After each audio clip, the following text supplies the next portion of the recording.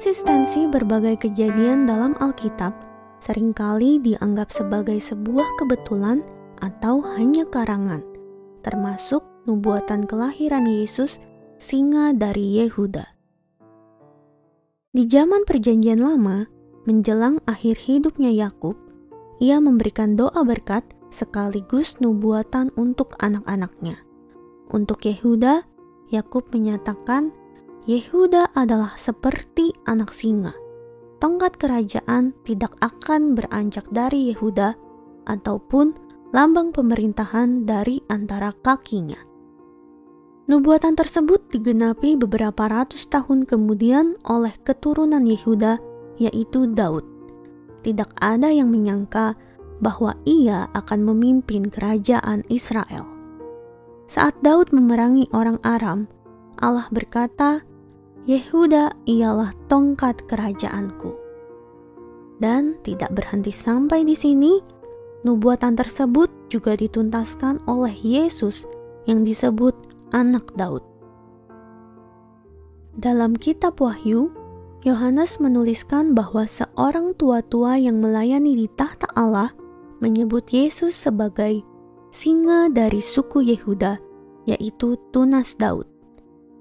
Kisah singa Yehuda ini muncul di kitab pertama sampai terakhir di Alkitab dalam rentang waktu 1900-an tahun. Dengan penulis yang berbeda-beda, hidup dalam zaman waktu yang berbeda, semuanya konsisten mengisahkan hal yang sama. Hal ini membuktikan bahwa Alkitab dikendalikan oleh pengarang yang sama yang mengilhami para penulis itu. Terlepas dari Alkitab, adakah bukti sejarah yang mendukungnya? Tahun 1994 di Teldan, sebuah bukit di kaki Gunung Hermon, arkeolog menemukan sebuah prasasti tua yang menyebutkan tentang rumah Daud dan Raja Israel. Untuk pertama kalinya, nama Daud ditemukan dalam suatu catatan kuno selain di Alkitab. Dan yang terbaru, penemuan sebuah stempel nama di kota Yerusalem kuno yang bertuliskan milik Nathan Melek, pegawai raja. Dalam kitab Raja-Raja, Nathan Melek merupakan seorang pejabat istana raja di zaman Yosia, keturunan Daud.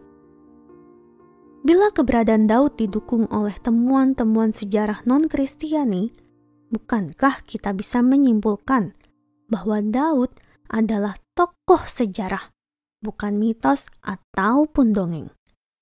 Dan bila Daud adalah fakta sejarah, maka Alkitab kita adalah kebenaran.